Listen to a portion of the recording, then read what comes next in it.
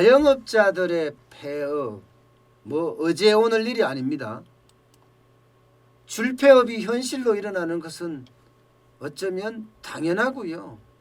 집단 폐업도 곳곳에서 지금 일어나고 있습니다. 뭐 보복 소비라 해서 조금씩 좋아진다고는 하지만 또 어제부터 사회적 거리 두기를 좀 완화를 해서 어제 저녁에도 좋아졌다고 하지만 이거는 과거 매출에 비하면 아직도 멀었습니다.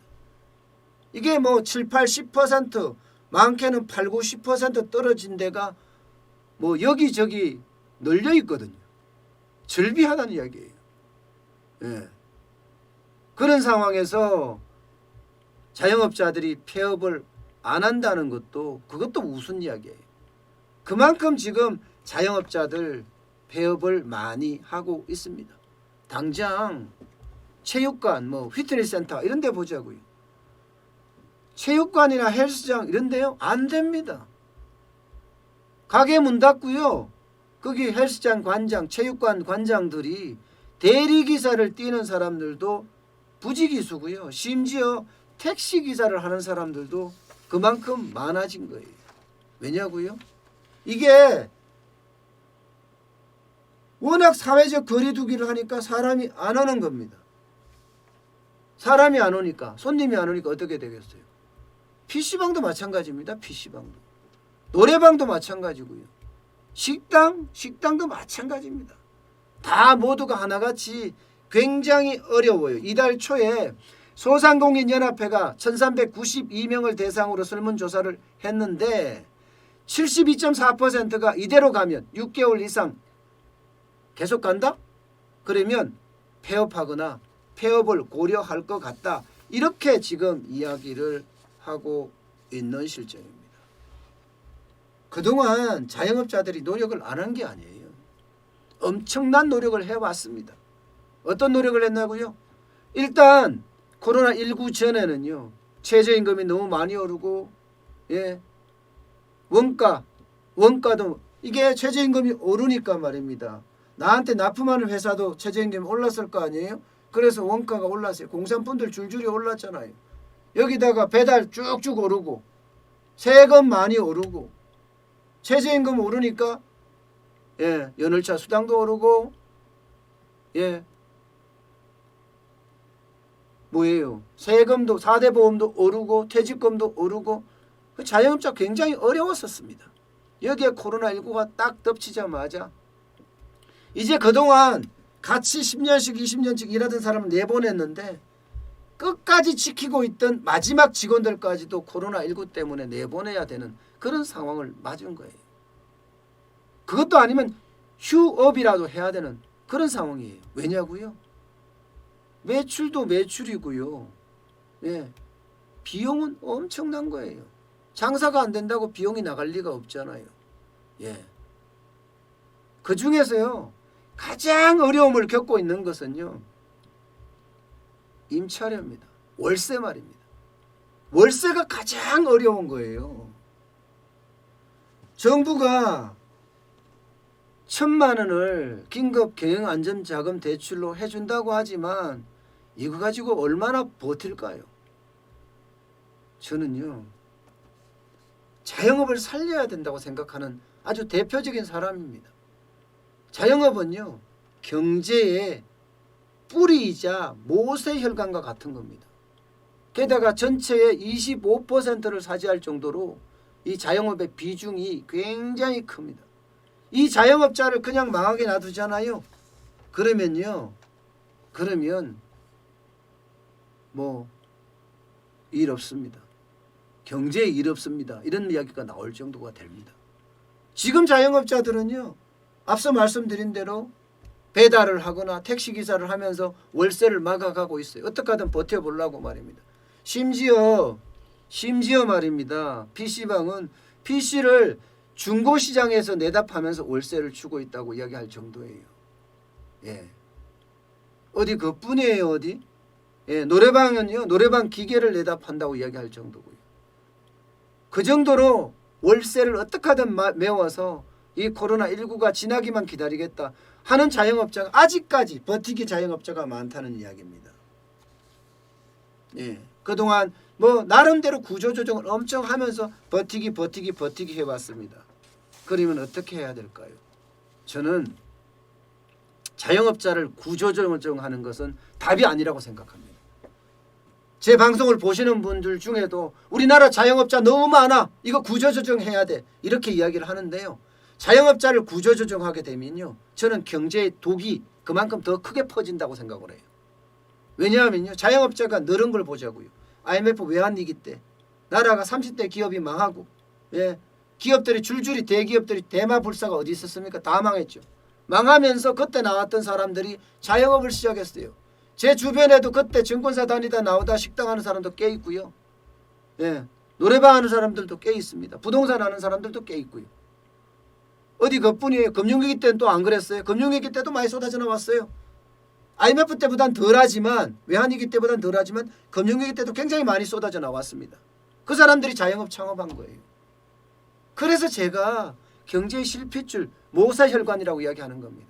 그들이 나와서 살기 위해서, 예, 국밥집도 차리고 돈가스집도 차리고 호프집도 차리고 노래방도 열고 편의점도 개업하고 이랬던 겁니다. 그런 그들에게 너네 죽어? 너네 구조조정해야 돼? 이 말은 답이 아니라는 거죠. 그러면 자영업자들이 뭐가 어렵냐? 저도 자영업자예요. 네, 자영업자들이 가장 어려워하는 것은요, 임차료입니다. 임차료.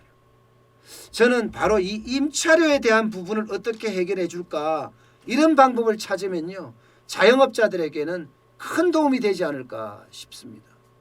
큰 도움이 되지 않을까. 당장 인천의 강화 있죠. 강화군에서는요, 이걸 지금 하고 있어요. 5인 미만 사업장, 이 중에 임대차 계약을 체결을 합니다. 그리고 월 임차료, 월세 말입니다, 50% 이내에서 지원을 해주고 있어요. 또 지원 금액도 50만 원 이하로. 일단 3개월간 한시적으로 지원한다고 하지만 이게, 예, 큰 호응을 얻고 있습니다. 사실 자영업자들에게 가장 중요한 것은 이거거든요. 예, 이거거든요. 한시적이라도 이렇게 월세를 직접 지원해 주는 거, 예, 다른 지원 뭐 있겠습니까? 국민 70%에게 돈을 준다고 하는데 저는 이런 것보다가요, 요소요소에 살아날 수 있게끔 지원해 주는 자영업자, 소상공인, 예, 그게 더 전 절실하다고 계속해서 말씀을 드렸습니다. 2018년 기준으로 보면요, 대한민국의 자영업자 소상공인은요, 총 632만입니다.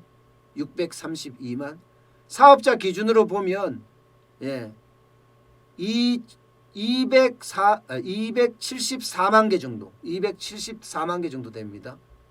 그렇다면, 예, 그렇다면 한번 생각을 해보자고요. 여기 얼마나 지원을 할지. 지금 실제로 전국의 모든 자영업자, 예, 소상공인 이 월세를 합쳐서 평균을 내보면 122만 원? 122만 원 정도 지금 된다고 해요. 122만 원 정도. 그렇다면 뭐 4만 개, 그러니까 274만 개죠. 여기에 다 지원한다? 뭐 다 지원할 생각은 하면 너무 많은 돈이 들어갈 것 같아요. 1년 지원하면 40조 예산이 들어가니까 이건 좀 많다. 우리나라 국방 예산이 46조 7천억 원인데 와, 엄청 많죠. 야, 그것까지는 아니다. 그러면 이 자영업자의 어떤 월세를 보정해주는, 예, 아니면 월세를 지원해주는 그런 형태의 어떤 모양새를 가져가면 어떨까 저는 싶어요. 예, 이게 굉장히 중요한 거거든요. 지금 자영업자에게 해주는 게요, 신용 등급에 따라 좀 다르긴 한데요, 1등급에서 3등급까지는 연금리 1.5%로 3천만 원까지 빌릴 수 있게끔 지금 이야기하고 있죠. 이거는 기업은행에서 대출을 해주고 있죠. 그리고 4등급 이하 10등급까지는 1,000만 원까지, 예, 대출을 지금 해주고 있습니다. 그럼 차라리 여기에서 말입니다, 무이자 월세 장기 대출은 어떨까요? 이게 자영업자를 살리는 길, 예, 경제 모세 혈관을 통하게 하는 길이 아닐까 저는 싶어요. 제가 자영업자를 위한 거 여러 가지 이야기를 했습니다. 여러 가지. 예, 당장 자영업자는 4대 보험 부담된다. 4대 보험에 대한 문제를 좀 해결해야 된다. 예, 그 말씀을 드렸고, 그리고 두 번째가 부가가치세 어떻게 할 건가. 이 문제도 파격적으로 유예를 하든지, 유예가 문제가 아니라 없애야죠. 당분간 한시적으로라도 6개월간만이라도 없애는 게 저는 좋다고 생각을 합니다. 그러면서요, 최대로 부담되는 게 임차료입니다. 임차료를 어느 정도까지 지원을 해줄 거냐, 이 고민을 좀 해야 되는 것 아닌가 싶어요. 그러면서 착한 임대인 운동이라고 하나요? 예, 착한 임대 운동이라고 하나요? 이것도 좀 더 확산시키고요. 그러면 자영업자들이 그나마 조금은 숨통을 틔어가지 않을까.